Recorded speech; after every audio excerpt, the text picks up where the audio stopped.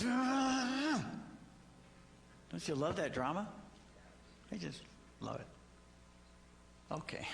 Hey, hi. Good to see you back. Hope you had a nice time. Hey, you know, we prepare these messages months in advance. I mean, we chose this series on Matthew, I think, this is in December, probably back in January or February, we had this picked out. And I had assigned the passages for the various days, probably before June or July. And this message today that has to do with preparation for eternity was designed a long time ago. Richard Palmer and I, we sat months ago as we talked about the music and the format and the graphics and worked with Derek about picking graphics, you know. And it's just interesting how God works.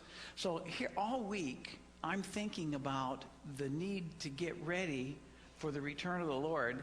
And then Friday evening, I get the paper and I open up the Omaha World Herald. Anybody see the World Herald Friday paper? And this is what I saw on the front page of the World Herald. You better get ready. May 21st, 2011 is when he's coming back. I mean, that's what the article is all about. It has some detail about doing the rapture in May and then the return to the earth in October, which totally eschews the... Never mind.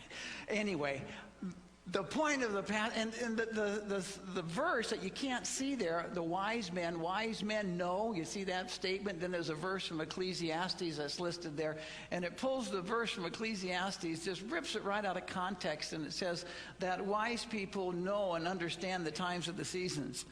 Well, the truth from Ecclesiastes, the context of that verse is that wise people understand the vanity of vanities of the world in which we live. They understand the temporal nature of things. Of course, that's what Ecclesiastes is all about the worthlessness of the wealth and the power and the riches and the pleasure that Solomon enjoys. They understand that, and they know how to live accordingly. Listen, it has absolutely nothing to do with, are you listening to me? Okay, thanks, Matthew. It has nothing to do with the time of our Lord's return, okay? Matter of fact, nobody knows when the Lord is going to come back. Now, we have been working our way through the Gospel of Matthew, and when we get to chapters 24 and 25, chapter 24, the Olivet Discourse, has to do with the signs of the time and things that are going to take place. And if you read the first part of Matthew 24, I mean, you walk away scratching your head. It's a very complex system, and if you don't understand Daniel, Ezekiel, Revelation, and a lot of the other books of the Old Testament, you don't know exactly what the Lord is talking about. And so I can see the apostles scratching their heads coming out of the Olivet Discourse, and then Jesus telling a series of parables which explain to them or give them illustrations as to how they should live their life based on the imminent return of the Lord. That don't worry about the details, don't worry about the things that you don't understand. Know that I am coming back, there's a certainty associated with that, and there is a certain way that we are supposed to live. Now, these parables, by the way, work in a very strong chiastic structure. If you know what a chiasm is, there's a thought, a central thought, a backup thought, a backup thought, a backup thought. It works like a chiasm.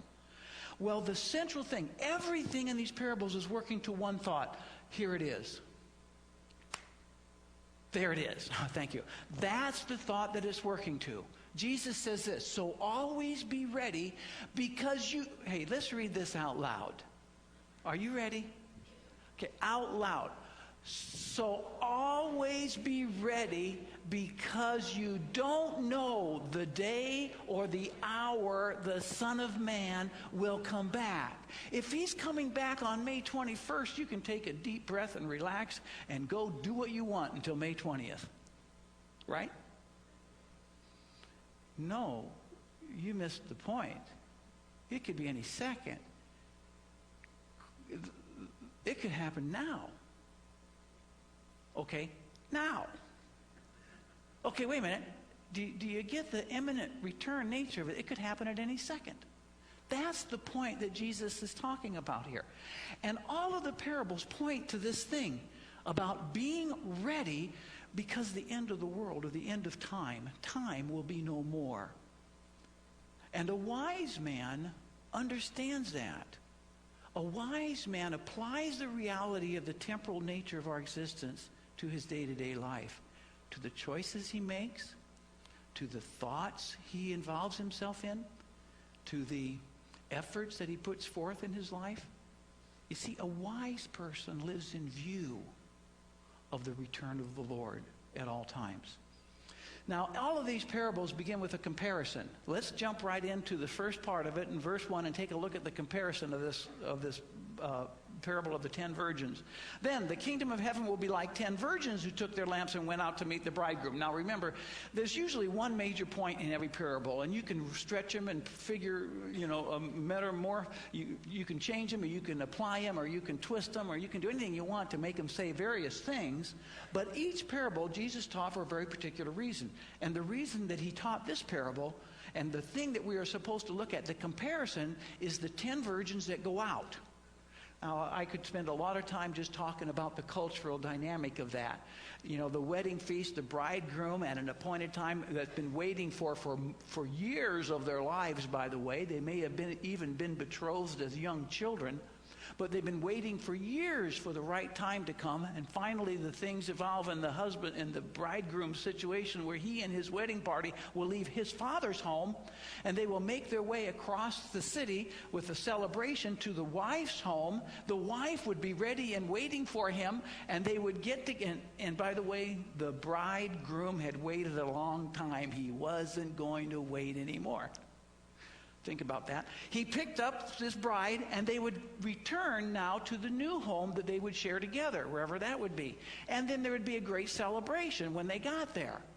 So this was the event that was taking place. And so now Jesus says it's like the bridegroom coming, and the 10 bridesmaids is a better word, bridesmaids who have responsibility. Their responsibility, by the way, was to provide the light on the journeys. That was their jobs. They had a responsibility. And so, this is the story, this is the cultural setting, this is the comparison, it's comparison to these 10. So the circumstance now is a little bit unusual. Point number 2, verses 2 through 5. 5 of them were foolish, and 5 of them were wise. For when the foolish took their lamps, they took no oil with them, but the wise took flasks of oil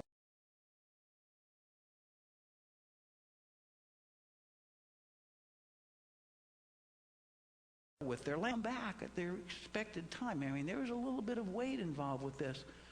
And so they all became drowsy and they fell asleep. Notice that both the wise and the foolish ones, both of them got drowsy. Both of them fell asleep. They both did that. The wise did not know any more than the foolish did about when the Lord was coming back, when the bridegroom was coming. Neither one of them knew when. Okay?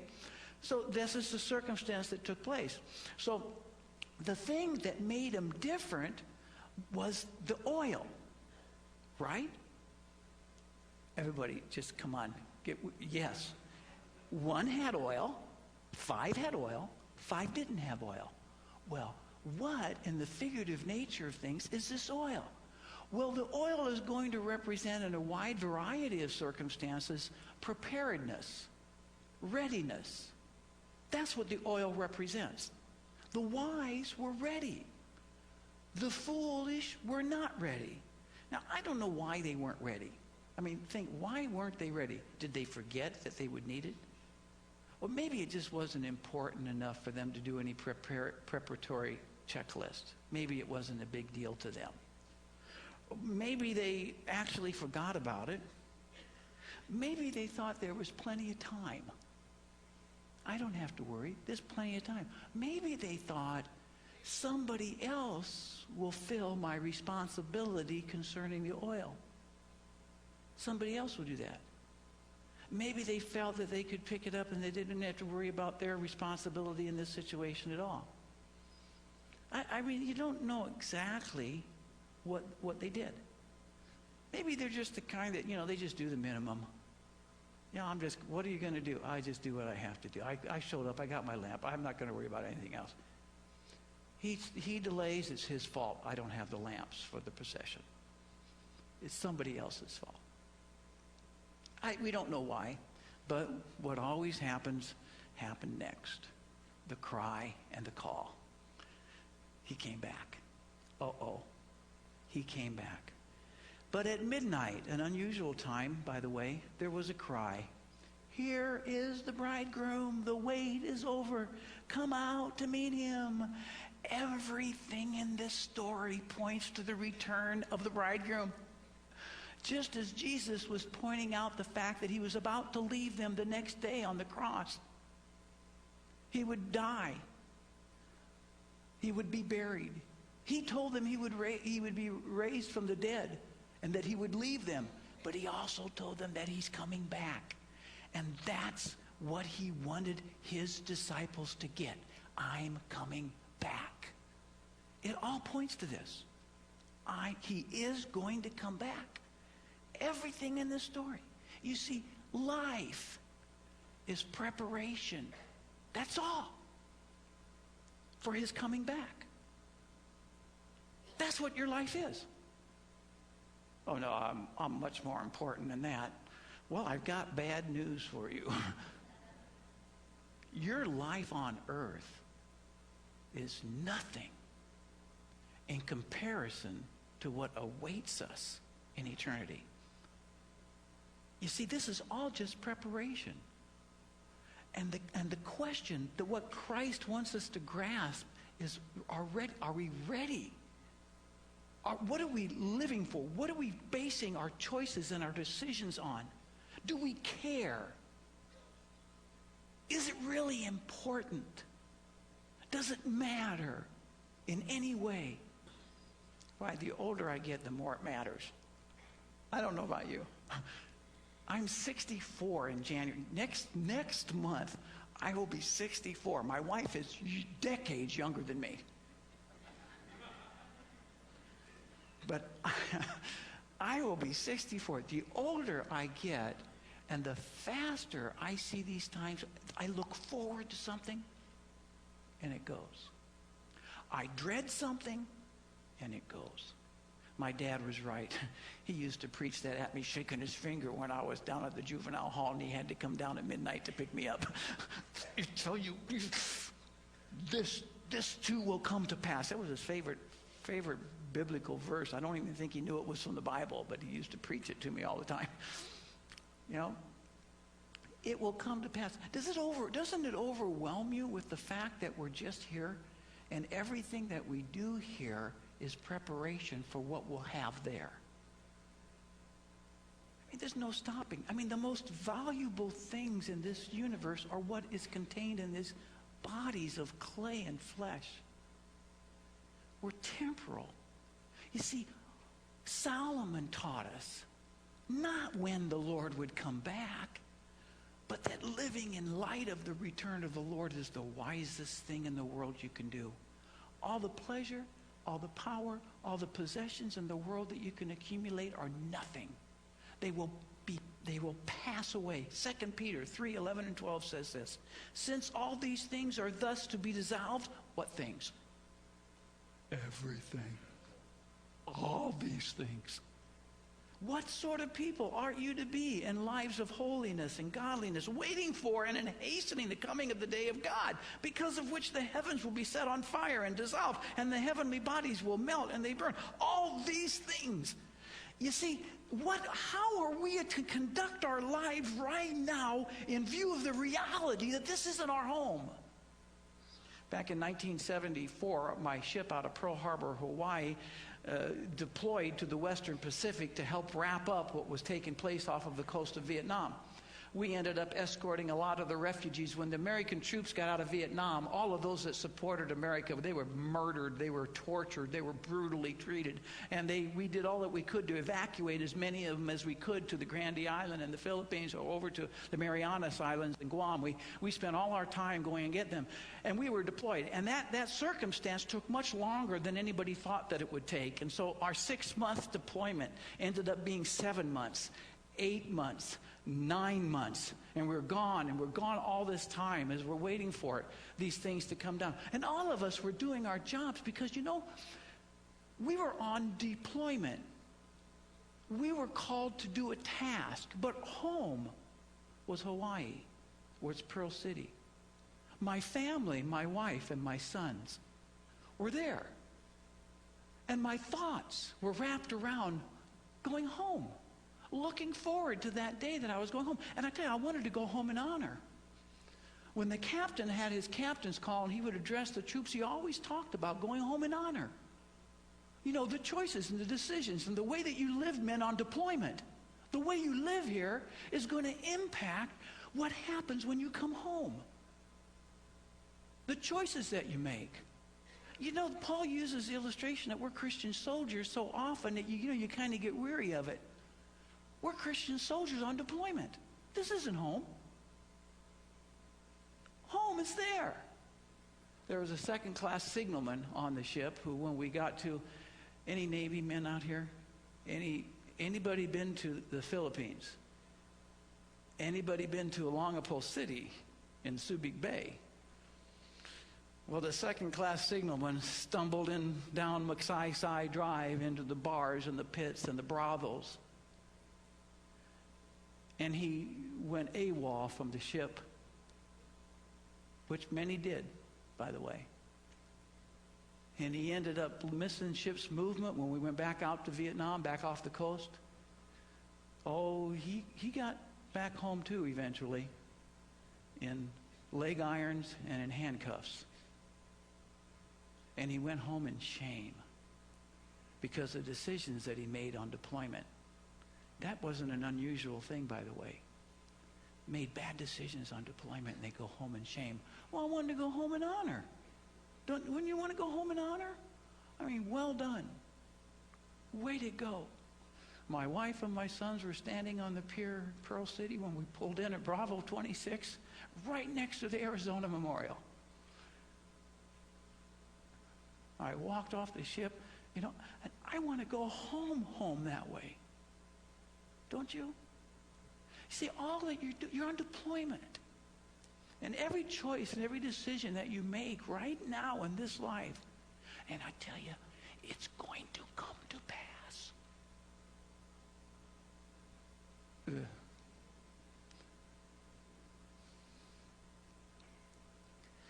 That leads us to the crisis for the 5 foolish version. By the way, you got to hear this. The Greek word for foolish here is moroneo. I'm not going to say anymore. I'm not going to define that word for you. You got it, right? Okay. So then all of the virgins rose and trimmed their lamps, and the moroneo said to the wise, Sophia, wisdom, give us some of your oil, for our lamps are going out. But the wise answered, saying, since there will not be enough for us and for you, go yourself and get your own oil. You see the responsibility to do what you need to do to live up to the responsibility. Your responsibility for readiness cannot be transferred from somebody else. Your trust in God, your faith in God and what God did for you in his son Jesus Christ cannot be inherited from your parents. You got to have it yourself. It can't be passed down from saints that have gone before you. You see, it's your responsibility. And everything in these parables point to the passage and the reality that these are parables about personal responsibility and accountability. I don't know exactly what the oil is going to stand for. Some of the commentators say it stands for whether or not you legitimately believe or not, because there's a lot of empty professions of faith in the world. We'll look at that here in a little while. Some of them think it just stands for the works and rewards that we'll receive at the kingdom, could be.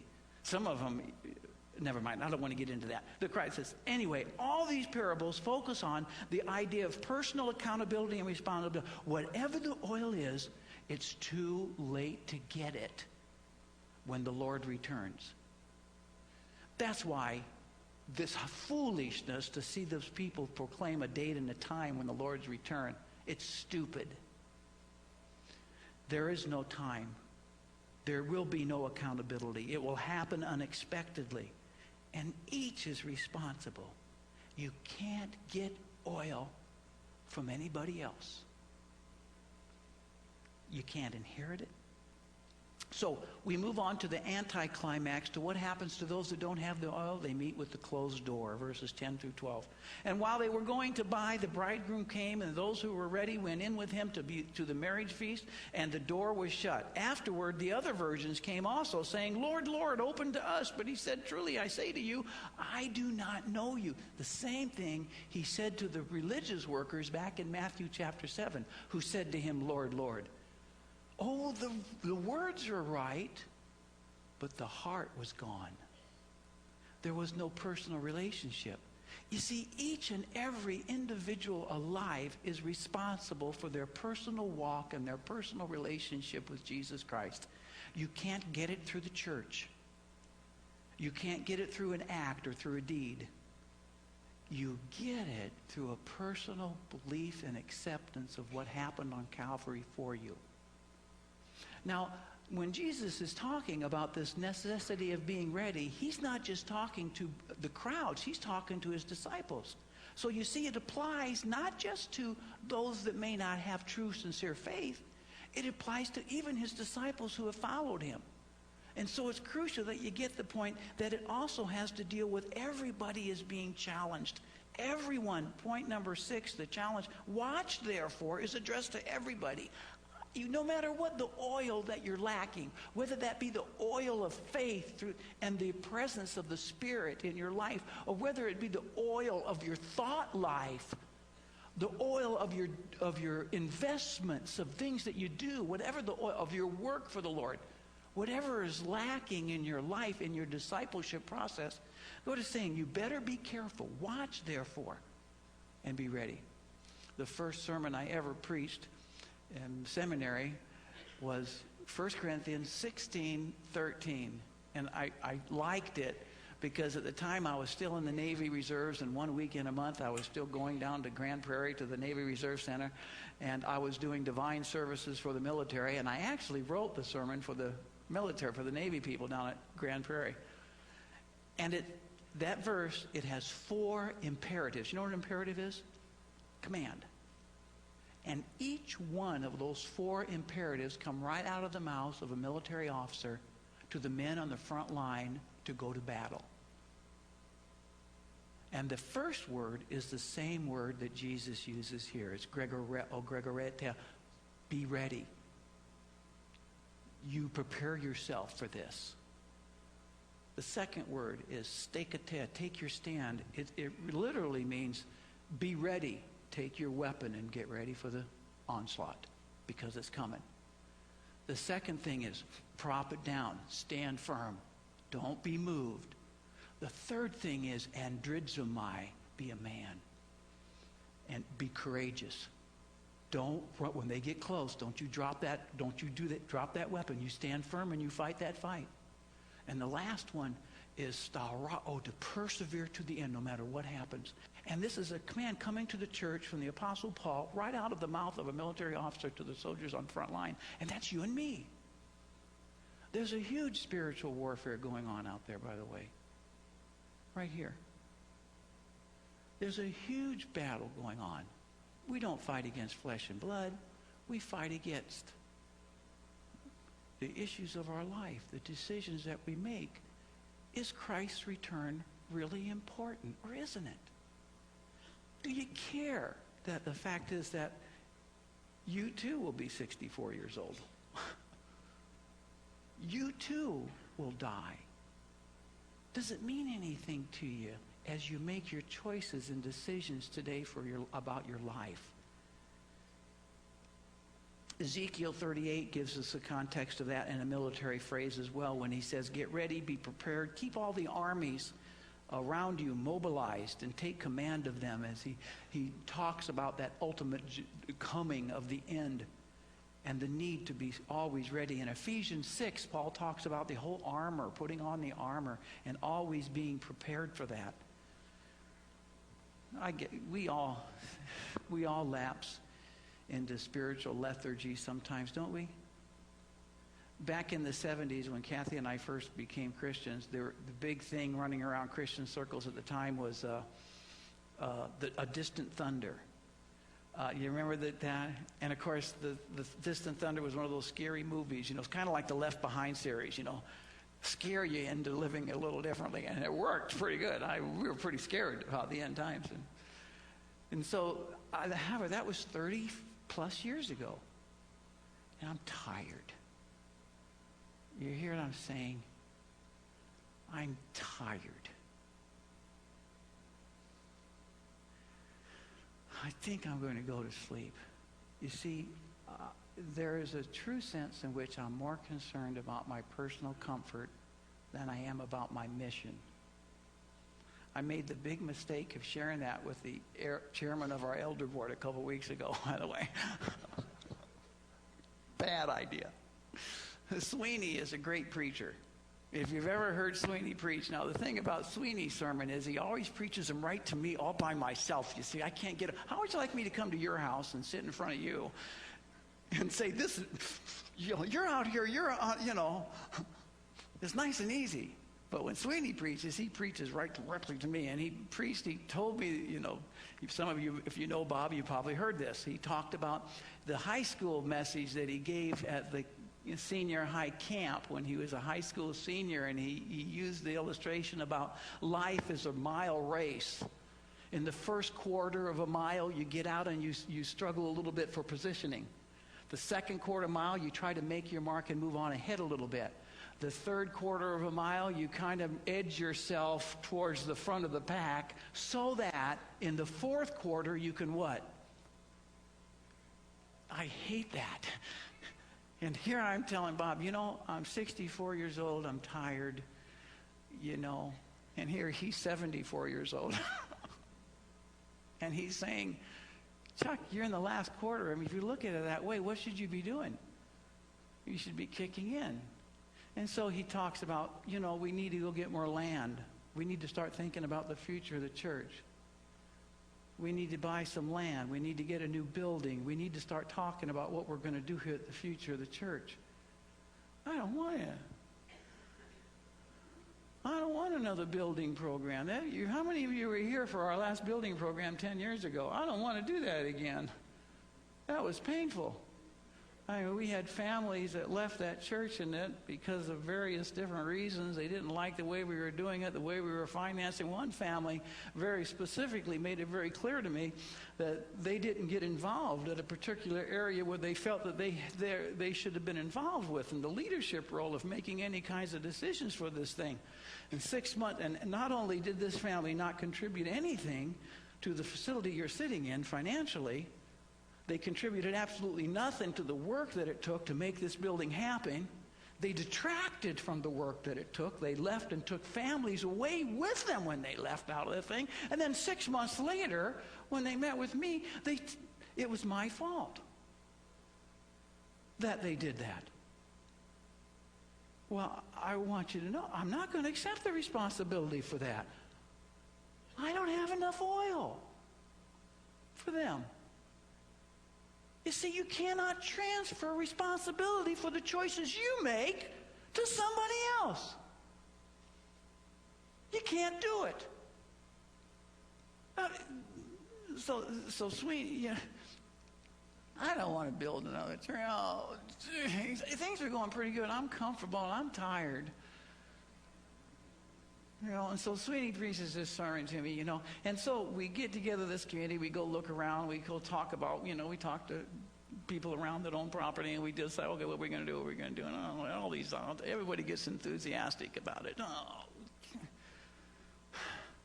So at the elder board, another thing, Sweeney preaches another sermon, and he preached this one to me personally, then he preached it again this Sunday, last Tuesday at the elder board meeting, and it had to do with the three excesses of life. And he says, Chuck, you're 64 years old. No, he's asking all the elders. He says, you got excesses in your life. You've got an excess mental capacity. What are you doing with that? What are you doing with that excess capacity? Are you using that? No, I'm watching cable TV most of the time. Well, you've got excess time, don't you? How are you using the excess time? I don't know. I talk about it. You got excess resources, don't you? No, I don't have any excess. Come on. Everybody has excess. Anybody can put pennies in a jar, right? Everybody has excess energy, mental capacity, and resources. And it dawned on me as I was studying for this passage that that's exactly what oil is. You put oil in your lamp when you use your excesses in light of the return of the Lord. You see, you're on deployment. You and I are soldiers on deployment. And if it means anything to you, going home with honor, if that means anything to you, you're using your resources. You're using your energy. You're using your time to invest in the eternity. So I began to take a look at this, and the first thing I met was 2 Timothy 4:2 that said, preach the word, be ready, in season and out of season. Reprove, rebuke, exhort with complete patience and teaching. Oil in our lamps, oil for you and I. Oil is being ready to share Jesus Christ with other people. Are you really ready? Or does it mean anything at all really to you? Or do you have a lot of time? You don't have to worry about that. I mean, does it really matter? By the way, the scriptures make no distinction between clergy and laity. Nah. You cannot pass the responsibility to me. It's yours. Whatever I do, by the way, I preached my own sermon back at Sweeney.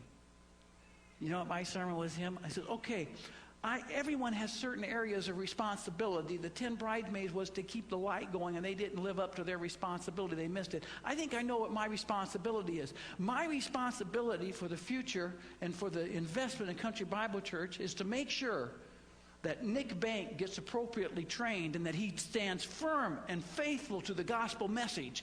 That's my responsibility. My responsibility is to make sure that the pastors of our staff and the teachers in our staff are solid in the scriptures and that the Word of God is really important to them. My responsibility is to establish a spiritual foundation from which the gospel can flow in our community. My responsibility is a spiritual one. If you want a new building, you build it. I mean that. I didn't say it like that to Bob. He's not here, is he? But I did. It's his responsibility. As a representative, your responsibility. You do it. I am not going to build a building or buy land for this church. I'm not going to do it. You do it. Because that's the light you're supposed to carry. By the way, if you don't want to do it, good. I'm happy. It will be a huge challenge. I don't know what we're going to do, but I'm not going to do it. I cannot carry that oil for you. That's your job. My job is to make sure that the scriptures stay prominent and the Bible is the central theme at Country Bible Church, and I'm going to do that, Lord willing, till I die. Yeah.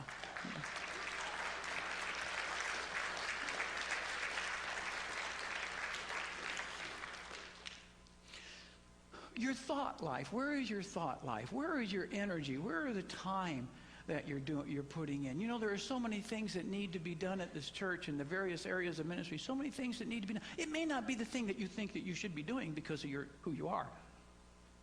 It may not be the thing that you would want to do if you had your choice of anything that you want to do. It may not be that. But notice what Titus 3:1 says. Remind them to be submissive to rulers and authorities, to be obedient, to be ready for every good work.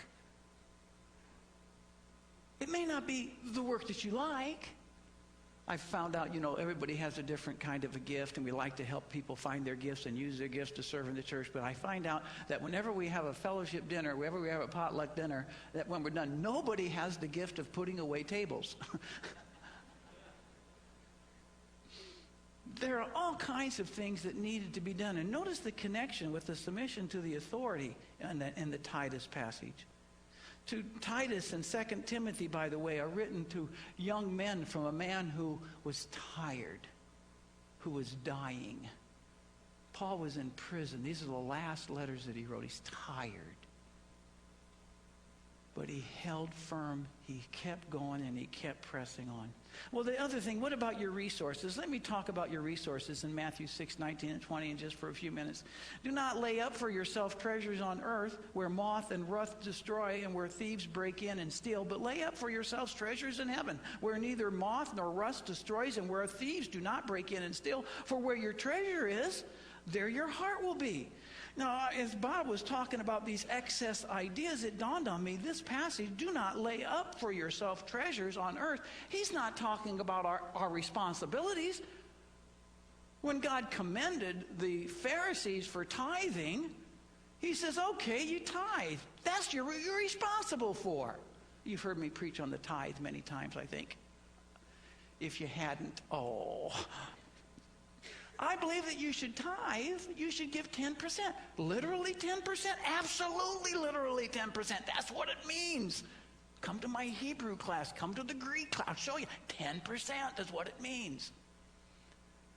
Of course you tithe. Do you know that that's just your responsibility? That's not excess. That's not what you lay up.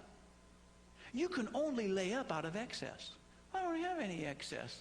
Of course you don't have any excess. You don't tithe.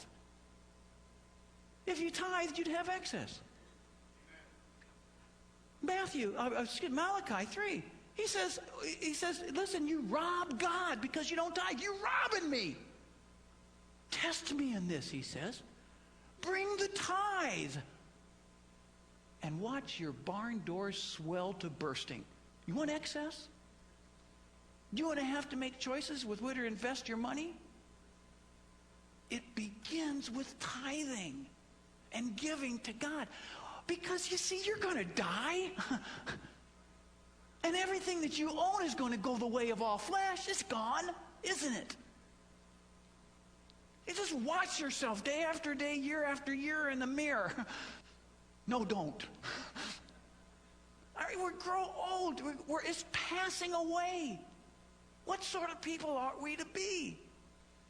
So you lay up for yourself treasures. You take your excesses and you use them and you invest them. And then you can lay up. You know, you can't even lay up treasure in heaven until you're tithing. That's getting ready. That's how crucial it is. Everybody has the ability to do that. You see, it's all about discipline. You see, you're on deployment. And I tell you, if you're not submissive to the chain of command and the Lord who gives us directions in life, if you're gone AWOL, you're going home in shame. We're on deployment, and it's going to end soon. Do you care? Does it matter at all? Some of you out here have never come to personal faith in Jesus Christ. I encourage you to open your heart to him this morning. He is coming back, not May 21st, but he's coming back. It could be any moment. And when he comes, you're not going to get any oil from me, from your parents, from the saints that have gone before you. You can only get it, and you can only get it now. You better get it while the getting is good. Let's pray. Father, I want every man and woman here in the building today to hear, well done. Well done, good and faithful servant. Enter in to your master's reward. Lord, I pray that each person here has made a personal step of faith in Jesus. They have received him into their life. It is not just words, Lord, Lord, but it is the truth of who they are, the whoop and the wharf of the decisions that they make in life, the choices that they have and how they use their resources, the choices they make and how they use their time, the choices they make and how they use their mind. Lord, we all have to make those choices. And your challenge to us is to be ready. because we do not know the day or the hour. Hear our prayer in Jesus' name. Amen.